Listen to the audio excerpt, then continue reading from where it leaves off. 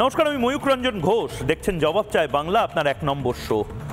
আজ মন বলছে এই কবিতাটা বলতে, বুদ্ধিজীবী বুদ্ধিজীবী তোমার বাড়ি যাব, বুদ্ধিজীবী তুমি কি আর আমার কথা ভাবো? বুদ্ধিজীবীরা আমার আপনার কথা ভাবে না এখন আর। আর আমাদেরও কি এমন দায় পড়েছে যে বুদ্ধিজীবীদের কথা ভাববো, বুদ্ধিজীবীদের নিয়ে চিন্তা করব? আমরা অন্তত যাই না, আমি অন্তত যাই না। বুদ্ধিজীবীদের কি ছুঁড়ে ফেলে দেওয়া যায় না? বুদ্ধিজীবী যারা তথাকথিত বলেন, যারা এই আপনার আমার সামনে এই কবিতা উৎসবে ঘুরে ফিরে বেড়ান, যাদের দেখলে আমাদের মাঝে মধ্যেই হ্যাংলামি করতে ইচ্ছা করে একটা অটোগ্রাফ নেওয়ার জন্য, হ্যাংলামি করতে ইচ্ছা করে ফেসবুক প্রোফাইলে গিয়ে কমেন্ট করে আসার জন্য, উফ কি ভালো লিখলেন, আহা এত ভালো কবিতার মোচড় দেন কি করে। কখনো মনে হয় না তাদেরকে ছুঁড়ে ফেলে দিতে, তাদের এই তকমাগুলো, এই পদকগুলো ছুঁড়ে ফেলে দিতে এবং তাদেরকে বলে দিতে যে আপনার জায়গাটা ওখানে নয়, আপনার জায়গা অনেক নিচে নেমে গেছে। নৈতিকতার স্খলন দেখেও, মানবতার পতন দেখেও নির্লজ্জ অলসভাবে বিদ্বজন বুদ্ধিজীবী মানবাধিকার কর্মী সেজে যারা আমার চারপাশ দিয়ে ঘোরেন, আপনার চারপাশ দিয়ে ঘোরেন, তারা নির্লজ্জভাবে থাকতে পারেন কি করে? আজ তার জবাব বাংলার মানুষ চায়। রাজ্যে লাগামহীন বর্বরতা, বিশ্বাস করুন এরকম মৎস্যের ন্যায়, যেন মৎস্যান্যায় যাকে বলে, সেই লাগামহীন বর্বরতা চলছে চারপাশে এবং একের পর এক পিটিয়ে মারার ঘটনা। মানুষ মানুষকে বেধড়ক মারছে এবং সেটা হবিতে পরিণত করেছে। কোনো মোমবাতি মিছিল, হ্যাশট্যাগ আন্দোলন তো ছেড়েই দিন, একটু নিন্দা পর্যন্ত নেই।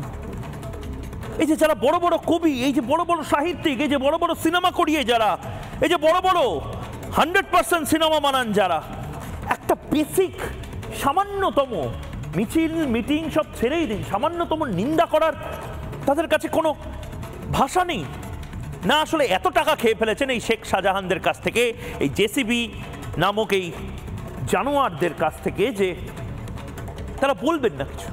হয়তো কবিতা উৎসব হয়, হয়তো নাট্য উৎসব হয় এই শাহজাহানদের টাকায়, যে তারকারা কথায় কথায় রাজনীতির মঞ্চ আলো করেন, এমনকি শহীদ স্মরণ সভাতে পর্যন্ত পাগলু ডান্স করেন, রিল বানান কথায় কথায়। তাদের একটা ভিডিও বার্তা নেই, একটা ভিডিও বার্তা দিতে পারছেন না। যারা পার্লামেন্টে বসেও রিল বানাচ্ছেন, যারা পার্লামেন্টে বসে সেলফি তুলছেন, নতুন নতুন সাংসদ হওয়ার আনন্দ উপভোগ করছেন যে সমস্ত তারকা সাংসদরা, তারা একটা রিল বানিয়ে বলতে পারছেন না যে হাত জোড় করে বাংলার মানুষকে বলছি, আপনারা দয়া করে এভাবে পিটিয়ে মারবেন না কাউকে, দয়া করে আইন নিজের হাতে তুলে নেবেন না, বলতে পারেন না আপনারা? যত দায় দায়িত্ব সব আমাদের সংবাদ মাধ্যমে, যত দায় দায়িত্ব সমস্ত বাংলার মানুষের। চুপচাপ বসে আছেন তারা, নিজের ঠান্ডা ঘরে তারা বসে মজা দেখছেন। রাজ্যে বেড়ে গেল জ্বালানির দাম, চুপচাপ রাজ্যে পেট্রোল ডিজেলের দাম বেড়ে গেল 1 টাকা করে, প্রায় 1 টাকার বেশি বেড়ে গেছে।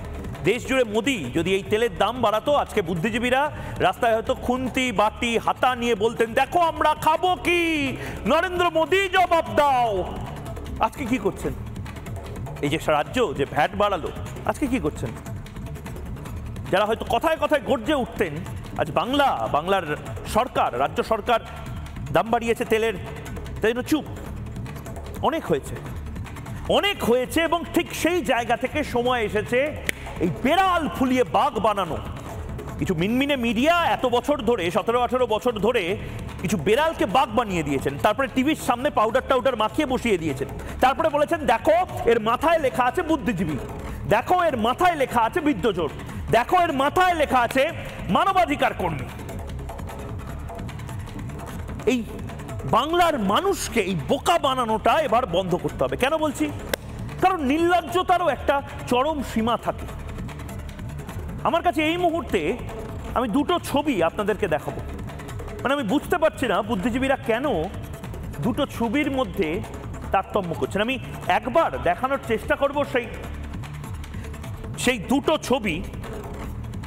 সে 2টো ছবি এই মুহূর্তে প্লাজমাতে আমি দেব,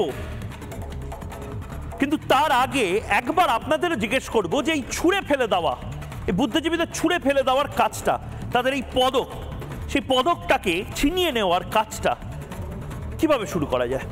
আপনি বলুন। আজ জবাব চায় বাংলাতে আপনাকে আমি সেই অপশন দিচ্ছি, টেলিফোন লাইন ওপেন করে কমেন্ট করে আপনি কোনো না কোনোভাবে জানান। এই মুহূর্তে যে ছবিগুলো আমি দেখাবো, 2টো ছবি, একটা কোচবিহারের ছবি, আমার বাংলার এক মাকে বিরোধী দল বিজেপি করার অপরাধে তাকে প্যারেড করানো হয় উলঙ্গ অবস্থাতে, তাকে মারধর করা হয় এবং তারপরে তাকে ফেলে দেওয়া হয়। এই যে কোচবিহারের ছবি, এই ছবিটা বুদ্ধিজীবীরা দেখতে পারেন না, কিন্তু দেখতে পারেন মণিপুরের ছবি।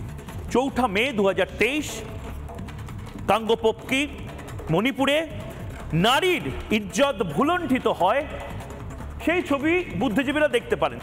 নির্লজ্জতার চরম সীমায় বুদ্ধিজীবীরা পৌঁছে গেছেন। মণিপুর দেখতে পারেন, কোচবিহার দেখতে পারেন। আপনি প্রশ্ন করুন, রাস্তাঘাটে বুদ্ধিজীবীদের দেখলে প্রশ্ন করে বলুন, ও দাদা শুনুন শুনুন, কোচবিহার দেখতে পারেন না, মণিপুর দেখতে পাচ্ছেন। মণিপুর দেখুন, কোচবিহারও দেখুন, দুটো নিয়েই ডিবেট করুন, দুটো নিয়েই কবিতা লিখুন। ভয় ঠকঠক করে কাঁপেন নাকি? শেখ শাহজাহানের টাকায় আপনার সংসার চলে নাকি? আপনার স্ত্রী সন্তান তাদেরকে কোনোদিন দেখাতে পেরেছেন মুখটা? আপনার লেভেল থাকে একটা নির্লজ্জতার। বুদ্ধিজীবী, মানবাধিকার কর্মী কারা এই তকমাগুলো দিয়েছে? আর সেই তকমাগুলো কেন আমরা ছিনিয়ে নেব না বাংলার মানুষ? তার জবাব বাংলার মানুষ চায়। আরেকটা ছবি দেখাচ্ছি, কোচবিহার এবং মণিপুরের ছবি তো দেখালাম, এবার দেখুন এই ছবি, বাংলার মানুষ এই ছবি দেখুন। আমি ফুল ফ্রেম করে দেখানোর কথা বলবো, ফুল ফ্রেম করে। আফগানিস্তানের একটা ছবি, আরেকটা ছবি আমাদের চোপড়ার। ফুল ফ্রেম দেখুন। আফগানিস্তানে দেখুন যেভাবে চাবুক মেরে সহবত শিক্ষা দেওয়া হয় মহিলাদেরকে, ঠিক সেভাবেই চোপড়াতে, চোপড়া পশ্চিমবঙ্গ। বুদ্ধিজীবীরা এই ছবিগুলো দেখতে পারে না, বুদ্ধিজীবীদের মোমবাতি নিভে যায়, বুদ্ধিজীবীদের মুখে সেলোটেপ মেরে দেওয়া হয়, বুদ্ধিজীবীরা ভাতাজীবী হয়ে যায়। আফগানিস্তানের ছবি এবং চোপড়ার ছবি। আফগানিস্তান বুদ্ধিজীবীরা দেখতে পারেন, মিছিল করেন। চোপড়ার ছবি দেখে বুদ্ধিজীবীরা চুপ থাকেন। নির্লজ্জ, বেহায়া বিভিন্ন বিরোধী দলগুলো তাদের বলে, কিন্তু তারপরেও কোনো এক অতি জাগতিক কারণে তাদের চুপ থাকতে হয়। কেন চুপ থাকতে হয়? হয়তো শেখ শাহজাহানদের থেকে পয়সা পান, হয়তো এই সিটটা মুছে অনেক বেশি গর্বে অনুভব করেন তারা নোবেল পুরস্কার বা জ্ঞানপীঠ পুরস্কার পাওয়ার চেয়ে। তারা নির্দিষ্ট কিছু ক্ষেত্রে অ্যাওয়ার্ড ব্যবসা করার আগে আসুন তাদের যা যা পদক আছে, যা যা ওই তকমা উপাধি আছে, সেগুলো ব্যবসা করি আমরা। অনেক হয়েছে ভাই তোমাদের সিনেমা আর আমরা দেখবো না, অনেক হয়েছে ভাই তোমাদের কবিতা আমরা পড়বো না, অনেক হয়েছে ভাই তোমাদের লেখা আমরা কিনবো না, অনেক হয়েছে ভাই তোমাদের নাটক আমরা দেখবো না, কারণ তোমরা ধান্দাবাজ। ধান্দাবাজ, শেখ শাহজাহানের টাকায় চলা কিছু মেরুদণ্ডহীন প্রাণী, যাদেরকে কিছু মিনমিনে চ্যানেল, কিছু মিনমিনে সংবাদ মাধ্যম কপালে খোদাই করে লিখে দিয়েছিলেন তারা বুদ্ধিজীবী, তারা মানবাধিকার কর্মী, তারা বিদ্বজন, তারা সুশীল সমাজ। কে তাদের পোছে এখন?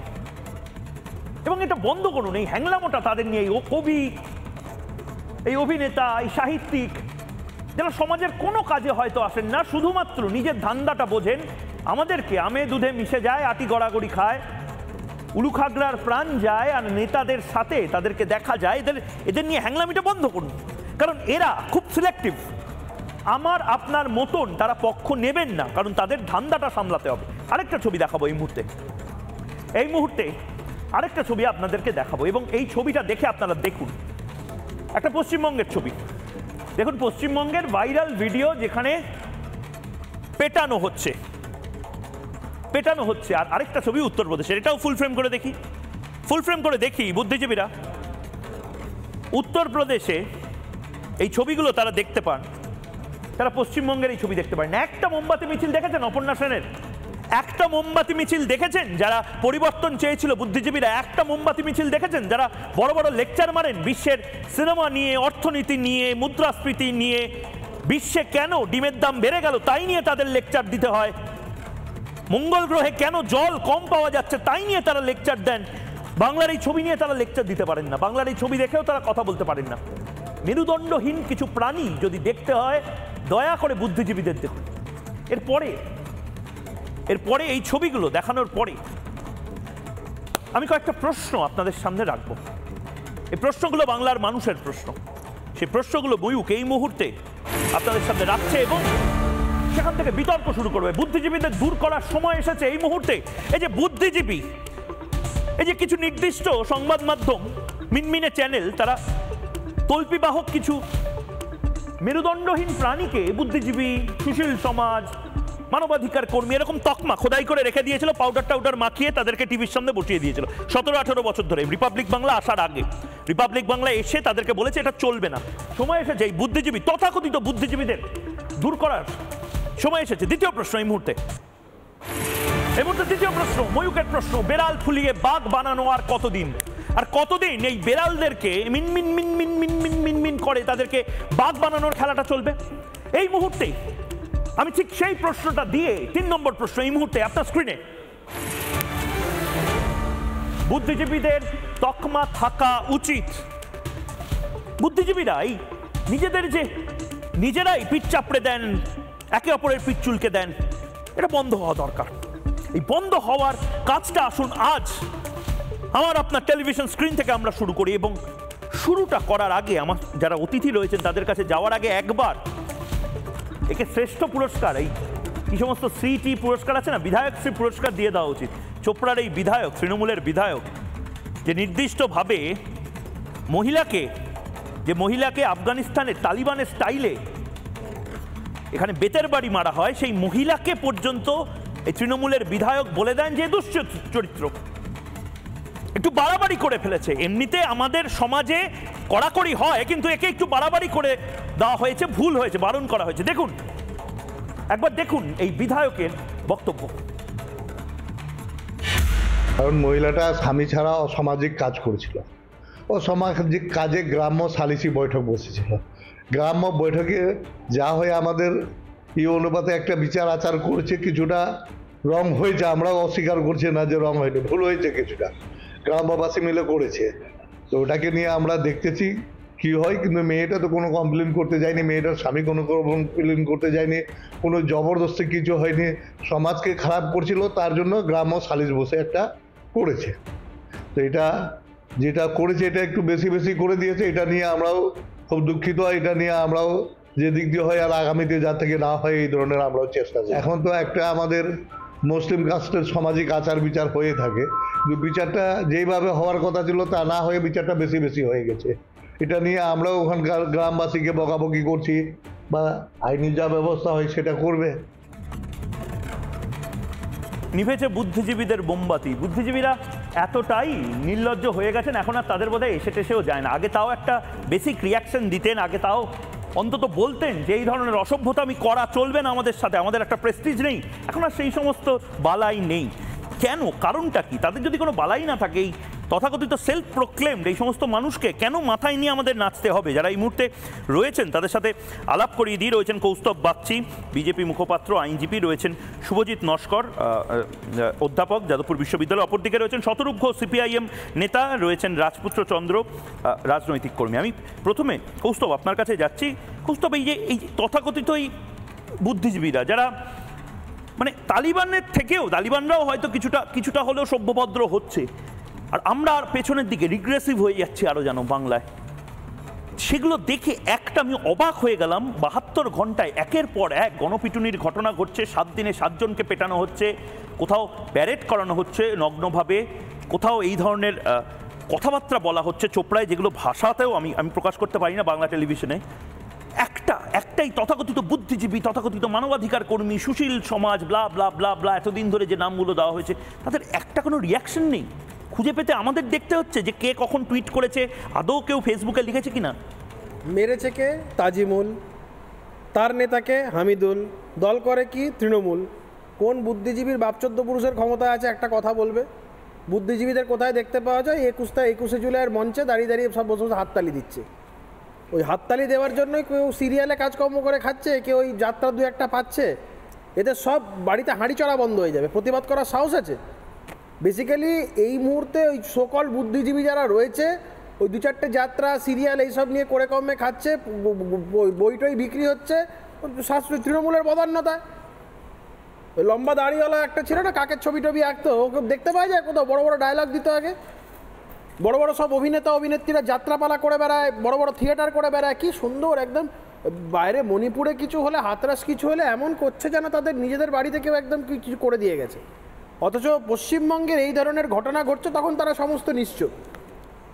পশ্চিমবঙ্গের আজকে এই অবস্থাটায়, আজকে দেখুন বাংলাটাকে যারা একটা রাষ্ট্রবিরোধী যারা শক্তিরা, তারা একটা রসাতল একটা পরিস্থিতির দিকে নিয়ে যাচ্ছে, তখন এদের কারোর কোনো মুখে এই কালকে দেখুন এই যে কথাটা বলেছে হামিদুর রহমান, মুসলিম রাষ্ট্র কটা লোকের বিরোধিতা করেছে।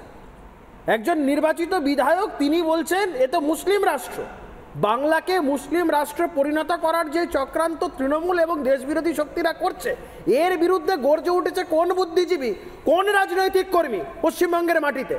পশ্চিমবঙ্গে হিন্দুদের হয়ে কথা বলার জন্য, সনাতনীদের হয়ে যখন কেউ কথা বলবে তখন মানুষের হাজারো আপত্তি থাকবে, কিন্তু পশ্চিমবঙ্গে যখন মুসলিম রাষ্ট্রের কথা বলা হবে, পশ্চিমবঙ্গে যখন শরিয়া আইনের কথা বলা হবে, তখন কারোর কোনো আপত্তি থাকবে না।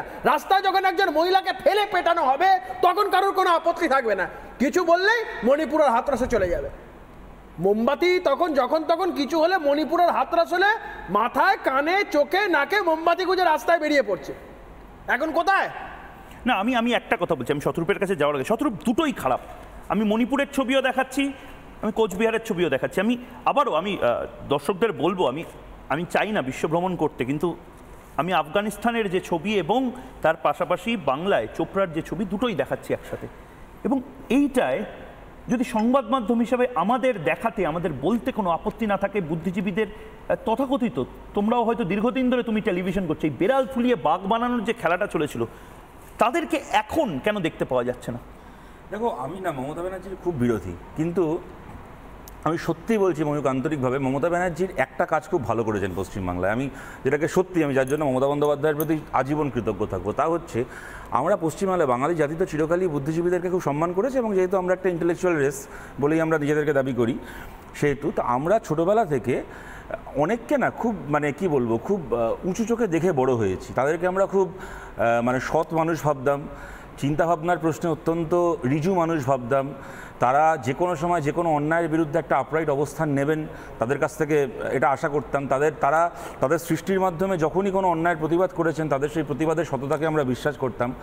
মমতা বন্দ্যোপাধ্যায় না আমাদের এই ইলিউশনটাকে একদম ভেঙে দিয়েছেন। উনি দেখিয়ে দিয়েছেন যে বাংলায় এমন বেশ কয়েকজন, যাদেরকে আমরা অত্যন্ত উচ্চমানের মানুষ ভাবতাম, আমার একটা খারাপ লাগছে বলতে, কিন্তু তাদের সামনে সরকারি বিস্কুট ছুঁড়ে দিলে তারা ল্যাজ নাড়তে নাড়তে রাষ্ট্রের পেছনে চলে যাবে। এটা না মমতা বন্দ্যোপাধ্যায়, এটা বামফ্রন্ট কোনোদিন দেখাতে পারেনি, এটা মমতা বন্দ্যোপাধ্যায় না একেবারে দেখিয়ে দিয়েছেন। ও পৃথিবী উল্টে যাক ভাই, আমি দেখবো আমার সরকারি প্রোগ্রামে আমি ডাক পাচ্ছি কিনা, আমার কমিটিতে আমার জায়গা হচ্ছে কিনা, আমি মাস গেলে টাকা পাচ্ছি কিনা, আমার তার জন্য মুখ্যমন্ত্রীর আমি চেয়ার মুছে দেবো। যে কবির সুমনকে আমরা গান গাইতে শুনেছিলাম গ্র্যাহাম স্টুয়ার্ট স্টাইনসের এবং তার 2 সন্তানকে পুড়িয়ে মারার বিরুদ্ধে, অসামান্য গান শুনলে এখনও গায়ে কাঁটা দেয়, সেই কবির সুমনকে আমরা দেখেছি যখন বকটুইতে তৃণমূলের লোক 9 জনকে পুড়িয়ে মারলো, একটা বাচ্চা মেয়ে সহ একজন সাংবাদিক, তোমাদেরই এক সহকর্মী, তিনি ফোন করেছেন কবির সুমনকে, অন্য একটি চ্যানেলের সেই সময়কার ডেপুটি এডিটর, তাকে বলছেন যে আপনি কি বলবেন এই ঘটনাটার প্রতিবাদে। কবির সুমন, এক হচ্ছে সেটাকে নিন্দা করা যায়, যে যা উনি চিরকাল অন্যান্য ক্ষেত্রে করে এসছেন, এক হয় চুপ থাকা যায়, যা ধান্দাবাজ মানুষের অনেক সময় করে।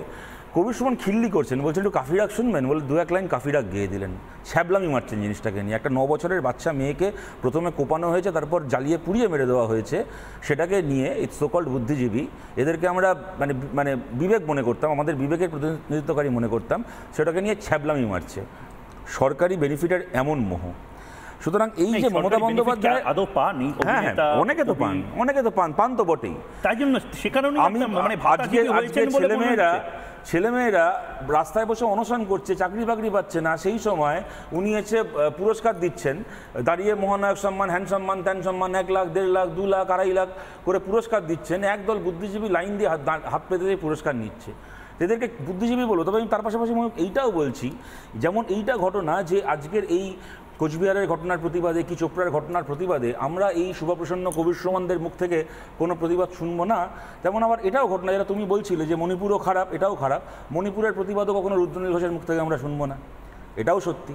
ধরো আমি একজন বামপন্থী হিসেবে বলতে পারি আমরা সমালোচনার ঊর্ধ্বে নই, কিন্তু বামপন্থীরা কোনোদিন যেহেতু বুদ্ধিজীবীদেরকে নিজেদের পকেটের সম্পত্তি মনে করেনি, সেহেতু তুমি নিশ্চয়ই আমার সাথে একমত হবে বা কৌস্তবও একমত হবে, বামফ্রন্ট সরকার থাকাকালীন উৎপল দত্ত জ্যোতিবাবুকে সমালোচনা করে থিয়েটার করেছেন, এবং সেই থিয়েটার নন্দনের এই কী বলে রবীন্দ্র কী বলে তোমার একাডেমিতে মঞ্চস্থ হয়েছে, কি অন্যান্য সরকারি মঞ্চে সেই সময়কার যেগুলো ছিল মঞ্চস্থ হয়েছে। মৃণাল সেন নন্দীগ্রামের যে আমরা যেটাকে পুনর্দখল বলি, তার প্রতিবাদে বামফ্রন্টের সরকার বুদ্ধদেব ভট্টাচার্য মৃণাল সেনের এত একটা গভীর বন্ধুত্ব শ্রদ্ধা সম্পর্ক, সেই মৃণাল সেন বামফ্রন্ট সরকারের বিরুদ্ধে মিছিলে হেঁটেছেন, এটাও ঘটনা। এগুলো তোমরা জানো। So on and so fourth আমি বলে যেতে পারি একটার পর একটা ঘটনা। শঙ্খ ঘোষ সমালোচনা করেছেন আমাদের সরকারের, কিন্তু তৃণমূল কংগ্রেস দেখিয়ে দিয়েছে সত্যি সত্যি, এবং বিজেপি, যে বুদ্ধিজীবীরা কীরকমভাবে, যে কারণে আমি যেটা বললাম যে রুদ্রনীল ঘোষ থেকে কঙ্গনা রানাওয়াত কখনো মণিপুর নিয়ে মুখ খুলবে না। আজ কিছু মনে করো না ময়ূক, আমি সংবাদ মাধ্যমেরও একটা অংশকে বলছি যে আমরা তো দেখো ইম্পার্শিয়ালিটি সবার কাছ থেকে আশা করি, এবং বুদ্ধিজীবীদের সত্যি কথা বলতে আমরা বিরাট সিরিয়াসলি নিই না, বিশেষ করে বিক্রি হয়ে যাওয়া বুদ্ধিজীবী, কিন্তু সংবাদ মাধ্যমের কাছ থেকে আমাদের অনেক প্রত্যাশা আছে। আজকে তুমি যে তোমার উইন্ডোটাকে স্প্লিট করে যে দুটো ঘটনা দেখালে, গত বছর চৌঠা মেয়ের ঘটনা মণিপুরের, এবং গতকাল যে ভিডিওটা আমাদের সামনে এসেছে চোপড়াতে, এটা ঘটনা তুমি বলো তো ভারতের কটা সংবাদ মাধ্যম চৌঠা মে ওই ভিডিওটাকে দেখিয়েছিল মণিপুরের? 19 জুলাই গত বছর, যখন প্রধানমন্ত্রী ফাইনালি নিজের যাকে বলে ব্রেকিং হিজ সাইলেন্স, যখন মণিপুরের ঘটনা নিয়ে মুখ খোলেন, তারপরে ভারতের মেনস্ট্রিম মিডিয়ার একটা অংশ মণিপুর নিয়ে কথা বলা শুরু করে। তার আগে ভারতের মেনস্ট্রিম মিডিয়া মণিপুর নিয়েও কথা বলেনি। আমি বলছি এই সাবজেক্টিভিজমটাও অপরাধ। যদি বামফ্রন্ট আমলে নন্দীগ্রামে গুলি চলে থাকে, আমরা গর্বিত যে সেই সময় কোনো মিডিয়াকে সে খবরটা চুপ করে থাকতে হয়নি, প্রত্যেকে তাই নিয়ে কথা হওয়া উচিত। কে দায়ী নয়, কে ঠিক কে ভুল তো পরের কথা, কিন্তু এত বড় একটা ঘটনা ঘটলে মিডিয়া থেকে শুরু করে বুদ্ধিজীবী থেকে শুরু করে কেউ চুপ থাকবে কেন? আমরা যে চুপ করতে শিখে গেছি, আমাদের মগজে কারফিউ, আবার ওই কবির সুমনের কথা ধার করেই বলছি, আমাদের মগজে কারফিউ জারি হয়ে গেছে একটা অংশের। আমার শেষ কথা বলছি, দেখো আমি আলোচনাটাকে এইদিকে নিয়ে যেতে চাই না, কিন্তু যেহেতু এই গা ঘিনঘিনে কথাটা তোমরা শোনালে চোপড়ার বিধায়কের, এই কোথাকার হরিদাস পাল এসছে, দুজন প্রাপ্তবয়স্ক নারী পুরুষের মধ্যে একটা কনসেন্টের ভিত্তিতে তৈরি হওয়া সম্পর্ককে নিয়ে উনি ওখানে সালিশি সভাকে জাস্টিফাই করছেন। আমরা পরিষ্কার, আমরা মনে করি সমাজে এই ধরনের জিনিস হয়। আমি ওই প্রসঙ্গেই বলছি, আমরা কমিউনিস্ট পার্টি করি, আমরা ভারতের সংবিধানের পক্ষে, কোনো হিন্দু রাষ্ট্রের আইনও চলবে না, কোনো মুসলিম রাষ্ট্রের আইনও চলবে না। এইবার আমি বলছি, যে দল থেকে যেহেতু বুদ্ধিজীবীদেরকে নিয়ে কথা হচ্ছে, এই দল আমাদেরকে গত 3 বছরে শোভন বৈশাখী দেখিয়েছে, এই দল আমাদেরকে পার্থ অর্পিতা দেখিয়েছে। আমার অভিযোগ পার্থ চট্টোপাধ্যায়ের বিরুদ্ধে চুরি, পার্থ চট্টোপাধ্যায়ের প্রেম নয় আমার কাছে কোনো অপরাধ। আমার কাছে শোভন চট্টোপাধ্যায়ের অপরাধ হচ্ছে তার কলকাতা কর্পোরেশনের মেয়র থাকাকালীন কোটি কোটি টাকার দুর্নীতি, তার ব্যক্তিগত জীবন, প্রেম তার বারান্দায় দাঁড়িয়ে নাচ নয়। কিন্তু মুশকিলটা হচ্ছে আজকে যখন শোভন বৈশাখীকে নিয়ে কি পার্থ অর্পিতাকে নিয়ে কোনো ব্যঙ্গাত্মক কথা কোনো রাজনৈতিক দলের নেতা ছেড়ে দাও, কোনো সাধারণ কোনো একজন মনে করো, ধরো সে সিপিএমের সাপোর্টার কি বিজেপি সাপোর্টার, কংগ্রেসের সাপোর্টার লিখেছে ফেসবুকে, টন্ট করেছে মনে করো, কথার কথা বলছি, এটা কোনো পার্টির বক্তব্য নয়, কোনো সাধারণ সাপোর্টার লিখেছে, তাই নিয়ে এই সমস্ত বুদ্ধিজীবীর পাতার পর পাতা হ্যাশ নেমে গেছে যে দুজন প্রাপ্তবয়স্ক মানুষ, এই আমরা কি রিগ্রেসিভ সমাজে চলে এসেছি, এরা রাজনীতিকে কোন জায়গায় নামিয়ে আনছে, তুমি তার ব্যক্তি জীবনে কেন কথা বলার কে, কী করছো, হ্যান করছো। আর সেই বুদ্ধিজীবীগুলো যখন আজকে একজন প্রাপ্তবয়স্ক নারী পুরুষ, তারা সেলিব্রিটি নয়, তারা কেউ পার্থ চট্টোপাধ্যায়, শোভন চট্টোপাধ্যায়, বৈশাখী ব্যানার্জির মতো সাউথ ক্যালকাটার বাসিন্দা নয়, তাদের মুখের ওপর হ্যালোজেনের আলো নেই, তারা গ্রামের প্রান্তিক মানুষ, তাদেরকে যখন মাটিতে ফেলে মারা হচ্ছে, তখন এই সমস্ত নারীবাদী, গণতান্ত্রিকবাদী, এই সমস্ত প্রগতিবাদী, এরা সমস্ত হচ্ছে সরকারি চেয়ার, সরকারি টাকা এবং ওই রাষ্ট্রের ক্ষমতার কাছে বিক্রি হয়ে গেছে। এখানে না একটা খুব পশ্চিমবঙ্গে এই যে অনেকে বলে না যে কিছু কিছু ক্ষেত্রে national women's commission step in করে বা ন্যাশনাল হিউম্যান রাইটস কমিশন করেছে, এখানে বলে যে পশ্চিমবঙ্গেও তো এই ধরনের এজেন্সিরা আছে বা এই ধরনের অর্গানাইজ, তারা কেন কিছু করে না। আমি পশ্চিমবঙ্গের ওমেন্স কমিশন নিয়ে বলছি, ওখানে একজন মহিলা আছে, এর কাজ হচ্ছে শুধু লোকের এই সমস্ত ঘটনাগুলোকে নিয়ে সিরিয়াল তৈরি করা, আর অন্য কোনো কাজ নেই।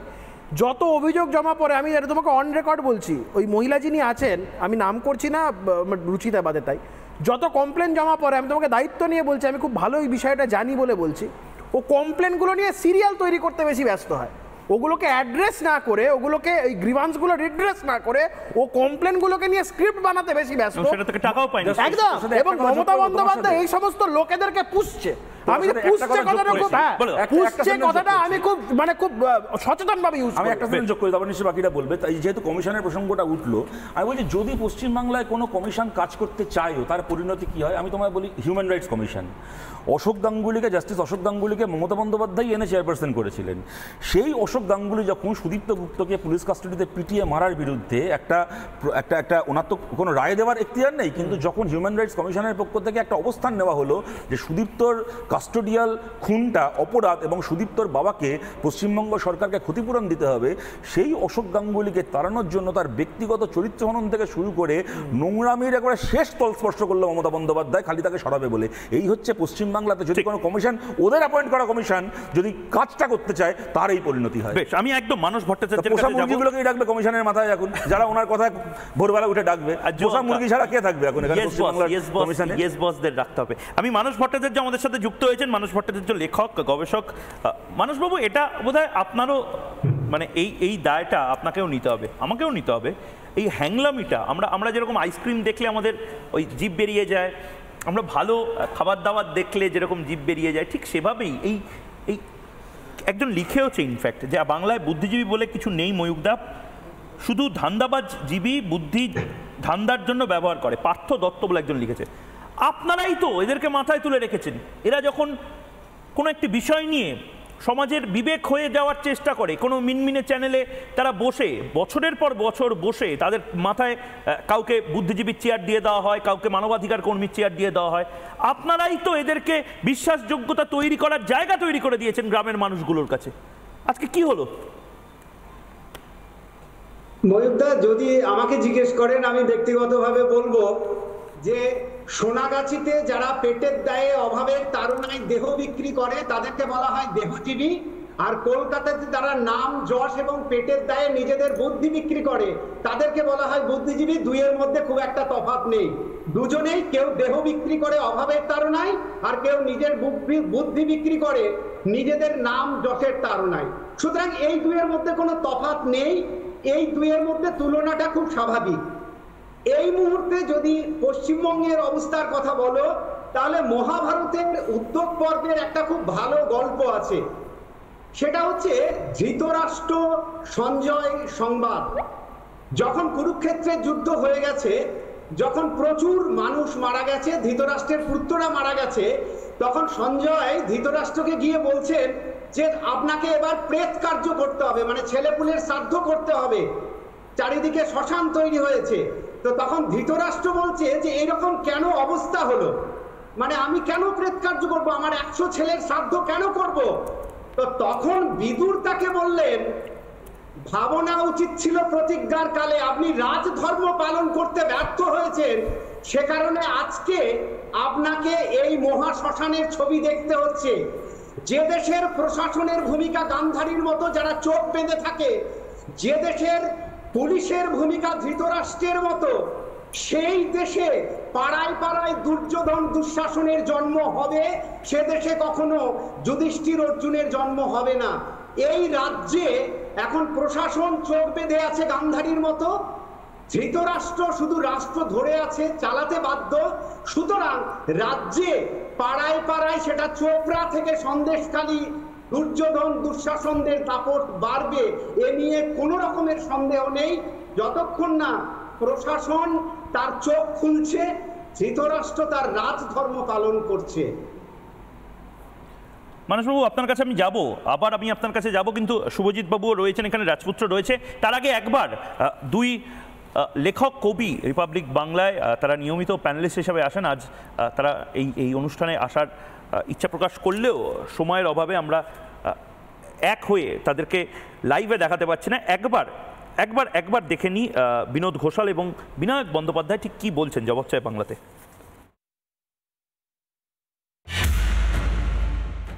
আমাদের এই রাজ্যটায় দিনে দিনে যে ভয়ঙ্কর বর্বরতা, যে তালিবানি একটা পরিস্থিতি তৈরি হচ্ছে, মনে হচ্ছে যেন আমি আফগানিস্তানের কোনো তালিবানি শাসন দেখছি।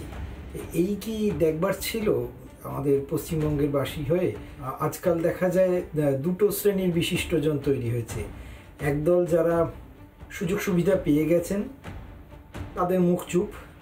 আরেক দল ভাবছেন কি দরকার বাবা, ঘাঁটিয়ে যেমন আছি চুপচাপই, তাতে আমার পরিবারটি অন্তত সুরক্ষিত থাকবে। কিন্তু নগর পুরিলে দেবালয় যেমন বাঁচে না, খুব খারাপ পরিস্থিতি তৈরি হচ্ছে।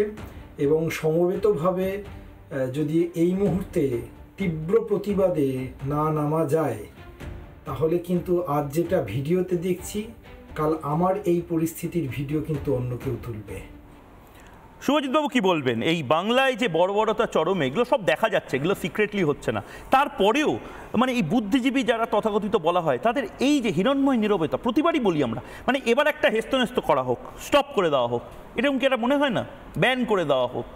দেখুন, আমি বুদ্ধিজীবীদের প্রশ্নটা পরে আসছি, তার আগে আমি বলি যে এই পরিস্থিতিতে আমরা এলাম কি করে। একদিনে কি হঠাৎ করে আমরা দেখলাম আর এই সালিশি সভা বসছে আর এরকম একটা তালিবানি কায়দায় একটা বিচার ব্যবস্থা তৈরি করে নিচ্ছে লোকাল এরিয়াতে। আমার মনে হয় পশ্চিমবঙ্গের একটা সিরিয়াস মানে সিস্টেমের রট ধরেছে, যাকে বলি আমরা পচন। সেটা হলো এরকম যে পার্টি সরকারে আসে তারা সরকারটাকেই মনে করে পার্টি, এবং পার্টি এবং সরকার এই দুটো একেবারে মিশে গিয়ে একটা প্যারালাল সরকার, পার্টির মতো সরকার চালায়। সরকার মানে আপনি বুঝতে পারবেন না কে সরকারটা আসলে চালাচ্ছে। মানে কনস্টিটিউশনাল অর্গানরা, সরকারের যে কনস্টিটিউশনাল অর্গান পুলিশ বা অন্যান্যরা, তারা চালাচ্ছে না পার্টির নেতারা চালাচ্ছে। এই ডিফারেন্সটা না হওয়ার ফলে আপনি দেখুন আজকের এই নেতারা, এরা এই যেমন তাজেমুল হচ্ছে লোকাল এমএলএ হামিদুল তার ঘনিষ্ঠ, এবং সে কিন্তু ওখানে একটা রীতিমতো লোকাল রাষ্ট্র তৈরি করে বসে আছে। মানে সে হচ্ছে মানে ওই এরিয়ার সে হচ্ছে একেবারে আপনি বলতেই পারেন লোকাল একটা তার সেট আপ আছে, সে সালিশি সভা, এবং হামিদুল নিজেই চোপড়ার বিধায়ক স্বীকার করেছেন যে সে নাকি ওখানে সালিশি সভা হয়। এবার আমার বক্তব্য যে এই সালিশি সভাগুলো লোকাল স্ট্যান্ডাই কি, এর কি কোনো কনস্টিটিউশনাল লোকাল স্ট্যান্ডাই আছে? এই সালিশি সভা কি বসতে পারে আদেও?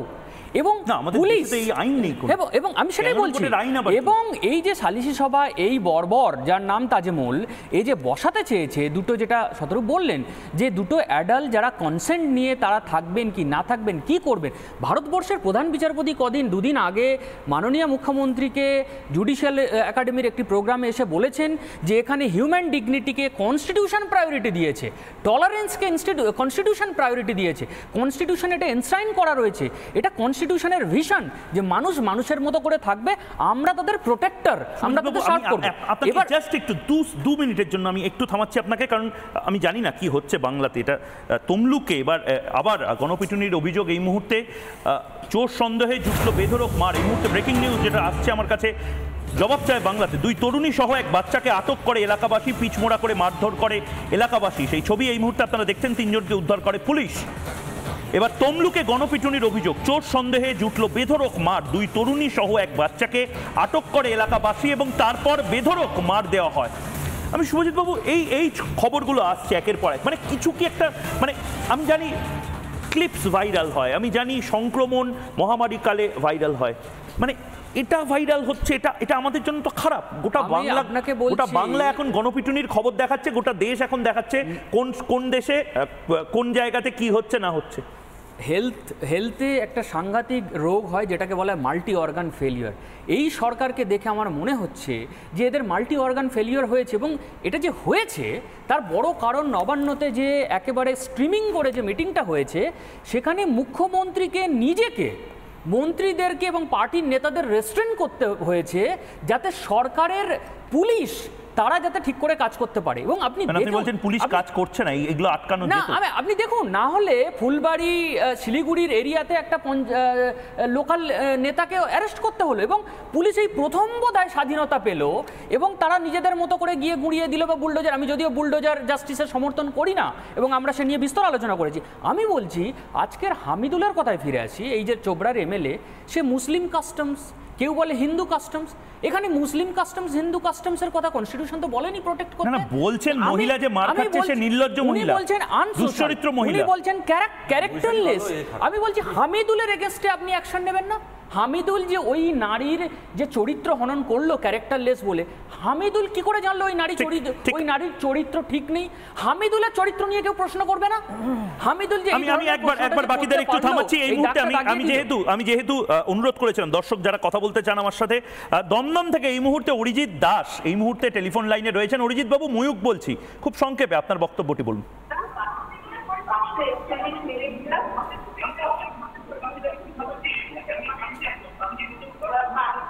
অরিজিৎ বাবু বলুন, শুনতে পাচ্ছি। হ্যালো, হ্যাঁ বলুন, টেলিভিশনটা একটু মিউট করে নিয়ে বলুন। হ্যালো হ্যালো, হ্যাঁ শুনতে পাচ্ছি, বলুন। হ্যাঁ বলছি, এই যে টিভিতে দেখাচ্ছে যে ছবিটা, একজন একটা মেয়েকে, মহিলাকে মারছে, হ্যাঁ, মহিলাকে মারছে, তার বাড়ির লোক কেউ হবে বা পাড়ার প্রতিবেশী হবে, সে বাঁচাতে যাচ্ছে, তাকেও যে মানছে না, তার সামনে এতগুলো লোক এসে, আমি বলছি যে তারা যে সবার সামনে এগুলো মারছে, তারা দাঁড়িয়ে দাঁড়িয়ে দেখছে, তারা কোনো প্রতিবাদ করছে না। ঠিক, এটা কি চলছে রাজ্য মধ্যে? ঠিক। অনেক ধন্যবাদ অরিজিৎ বাবু। আমি এই প্রশ্নটা, আপনার যে প্রশ্ন যে এই কি চলছে বাংলাতে, এটা রাজপুত্র চন্দ্রের কাছেই যাই। রাজপুত্র, সত্যিই তো মানে এগুলো তো আমরা আফগানিস্তান বা পাকিস্তান বা পড়শি দেশে বিদেশে দেখি, আমার দেশে আমার বাংলাতে এই ছবি কেন দেখবো? না, যে ঘটনাটাকে কেন্দ্র করে এতগুলো যে ঘটনা না, যে ঘটনাগুলিকে, বেশ, যে ঘটনা প্লুরাল, আমি তুমি সবাই পড়েছি স্কুলে। এই মুহূর্তের চোপড়ার ঘটনাটা তো খুব চোপড়া শুধু নয়, চোপড়া নিয়ে এতক্ষণ আলোচনা করছি, চোপড়া, কোচবিহার, তমলুক, একের পর না কে বলেছে কোচবিহারে? তোমরা কোচবিহারের কথা উঠছে, সেটা কি শুধুমাত্র তৃণমূল কংগ্রেস পরিচালিত এই পশ্চিমবঙ্গের বুকে হয়? গোমাংসের সন্দেহে ভারতবর্ষের বুকে আর অন্য কোথাও মব লিঞ্চিং কখনো হয়নি? এই সমস্ত কথাটা তো বাতুলতা হয়ে যাবে। তাহলে বুদ্ধিজীবীদের তো উচিত দুটো ক্ষেত্রেই চুপ থাকা বা দুটো ক্ষেত্রেই কথা বলা। বেশ, আমার বক্তব্য হচ্ছে বুদ্ধিজীবী প্রসঙ্গে আমি পরে আসছি। প্রথমত বুদ্ধিজীবী কারা? আমার বক্তব্য হচ্ছে না তৃণমূল কংগ্রেসের দিকে, না এটা ব্যাপারটাই তো না, বুদ্ধিজীবী যে বুদ্ধি দিয়ে জীবিকা নির্বাহ করেন সে বুদ্ধিজীবী। মানে যিনি টমেটো বিক্রি করেন তিনি বুদ্ধি দিয়ে ব্যবসাটা করেন না। কি যায় এখানেই এই ব্যাপারটাই, যিনি এখানে ক্যামেরা চালাচ্ছেন তিনি বুদ্ধি, তো একটা কনজেকচার, কেন তাদেরকে মাথায় তুলে রেখে দিয়েছেন? কথাটাই তো একটা এনিগমা, আমি জানি না। পরিষ্কার কথা হচ্ছে, আমি বলছি আরে একবার হচ্ছে রে ভাই। হ্যাঁ, না ঠিক আছে, আমি অন্য কথা বলছি, বুদ্ধিও তো একটা বুদ্ধি, ঠিক আছে, আমি অন্য কথা বলছি। একজন বিধায়কের কথা একটা গোটা পার্টির প্রতিফলন হতে পারে কি? তাই যদি হয় তাহলে কৌস্তবদার দলের লোক রাজা সিং বলছে সমস্ত সমাজের খারাপ লোকেরা, মিসক্রিয়েন্টসরা গোল টুপি মাথায় পড়ে, তাহলে সেই কথাটা বিজেপির কথা ধরে নিতে হবে, তাই নয় কি? সে বলছে শিলাজিৎ ৫,০০০ টাকা শিলাজিৎ পান খেয়ে তোমার বাড়ির বউদের আমার বাড়িতে পাঠাও, তাহলে সেই কথাটাকে বিজেপির কথা ধরে নিতে হবে? তা তো হতে পারে না। বিজেপি নিশ্চয়ই এগুলোকে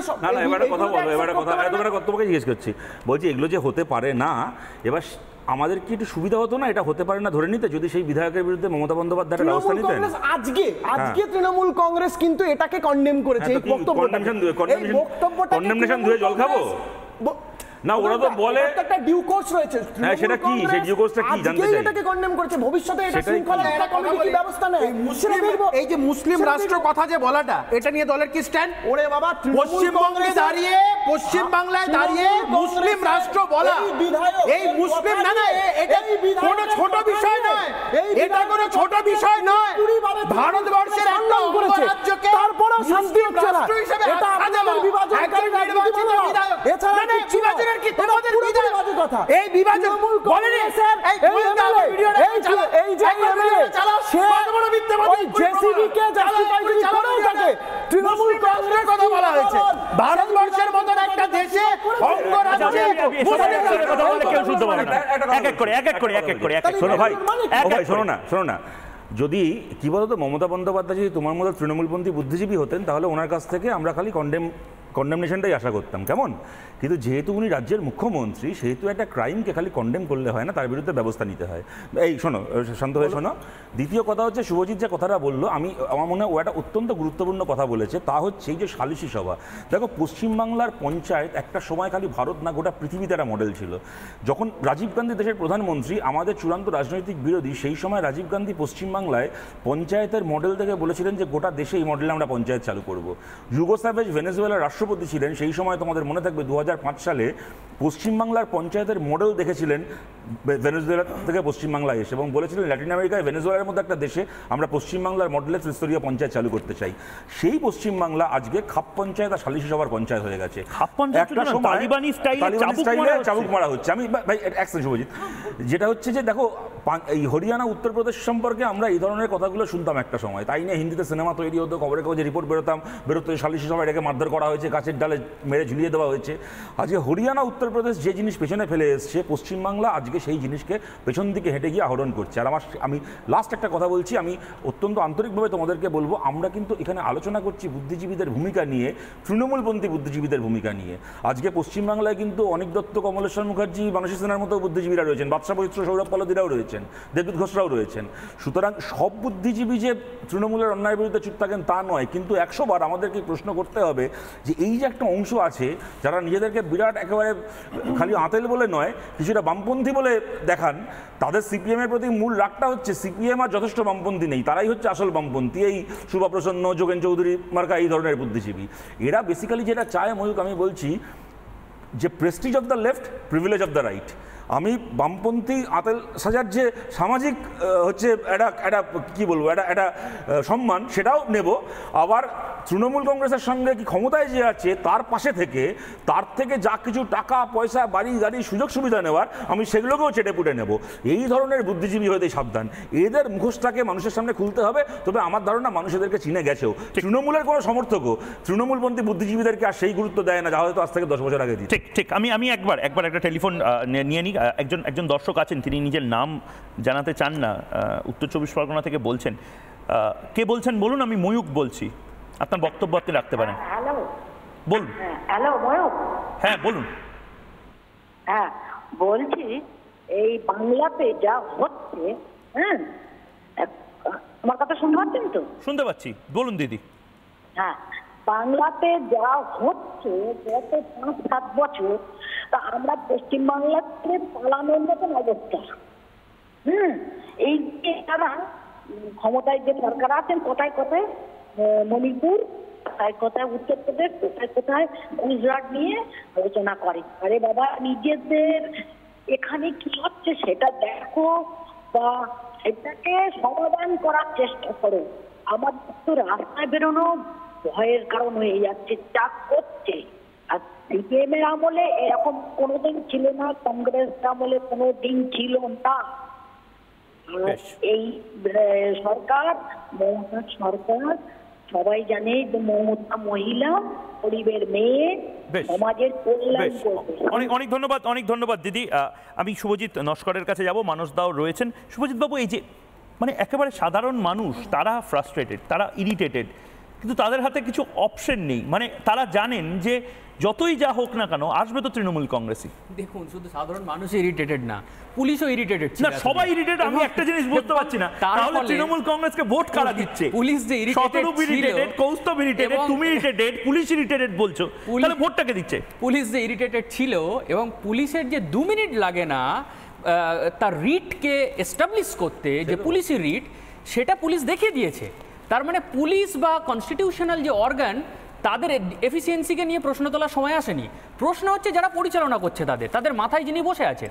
আমি বলছি, নৈতিকতার যে হাইয়েস্ট স্ট্যান্ডার্ড, সেটা কিন্তু হাইয়েস্ট লেভেলে যে মানুষটা বসে রাজ্য পরিচালনা করছেন তাকে সেট করতে হবে।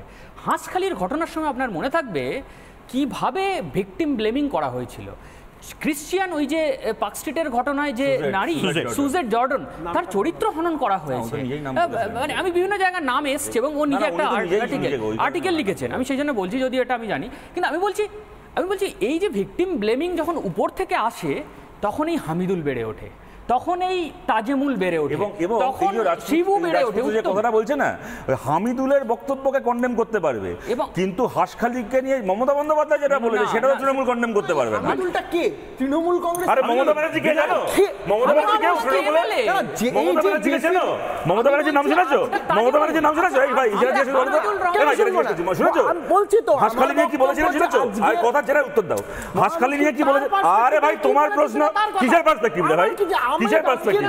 14 বছরের মেয়েকে রেপ করে মেরে ফেলেছে পার্সপেক্টিভ। নাম শুনেছো? মমতা ব্যানার্জির নাম শুনেছো? মমতা কথা, প্রশ্নটাকে শোনো, প্রশ্নটাকে শোনো, কন্ডেম করেছে তৃণমূল কংগ্রেস। বলো, বলো। 24 ঘন্টা পার করেনি, কন্ডেম করেছে। তার কারণটা হচ্ছে তৃণমূলের একটা নাট বল্টু। কেমন? শুনে নাও কথাটা, শুনে নাও। ওই যে হাঁসখালির যে ঘটনাটা বললো, সেটা বলার পরে 2.5 বছর পার করে গেছে, এখনো কন্ডেম করেনি। তৃণমূলের আমার কথা হচ্ছে পরিষ্কার, ওই নাট বল্টুকে কন্ডেম করা যায়। এই যে নাট বল্টুর কথা বলছো, এই যে নাট বল্টুর কথা বলছো, আরে বাবা, অভিষেক ব্যানার্জির নাম শুনেছো? অভিষেক ব্যানার্জির নাম শুনেছো?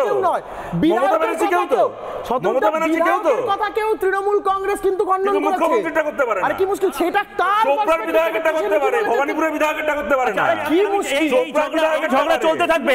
আমি প্রত্যেক, আচ্ছা, আমি দুজনকে থামাচ্ছি। শুধু তাই নয়, আমি কৌস্তব এবং বাকিদের কাছে এবার আবার যাব। কৌস্তব, এগুলো তো অনেক বড় বড় বিষয় নিয়ে আলোচনা হচ্ছে, ঝগড়া হচ্ছে, তর্ক হচ্ছে। বেসিক একটা বিষয়, মানে বুদ্ধিজীবীর বাড়িতেও গাড়ি রয়েছে, আমার বাড়িতেও গাড়ি রয়েছে, আপনিও বাসে যান, ট্রেনে যান, আমিও যাই। এই মুহূর্তে আজকে একটি বড় খবর আমরা সকাল থেকে দেখাচ্ছি, আমি জানি না এটা নিয়ে কতজন বুদ্ধিজীবী কথা বলছেন। আজ থেকে বাংলাতে জ্বালানি তেলের দাম হঠাৎ করে বেড়ে গেল এবং ভারত সরকার কিন্তু বাড়ায়নি। পশ্চিমবঙ্গে রাজ্যে শুধুমাত্র পশ্চিমবঙ্গে জ্বালানি তেল অর্থাৎ পেট্রোল এবং ডিজেলের দাম বেড়ে গেছে এবং বেড়ে গেছে। আমরা জানতে পারছি ভোট মিটতেই যে জ্বালানির দাম বেড়েছে। এবার রাজ্য সরকার যে ভ্যাটটা নিত, সেই ভ্যাটটা যে ছাড় দেওয়া হতো, সেই ছাড় আর 1 টাকার ছাড় দেওয়া হবে না এবং সে কারণে আজ এই জ্বালানির দাম বেড়ে যাওয়া। এই মুহূর্তে সাধারণ মানুষ কি বলছেন একবার শুনবই জ্বালানির দাম বেড়ে যাওয়া নিয়ে।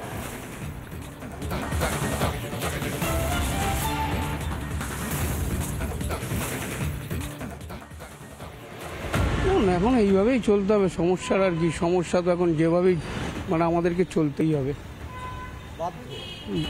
বাধ্য বলাটা না, বাধ্য বলে আর কি করব।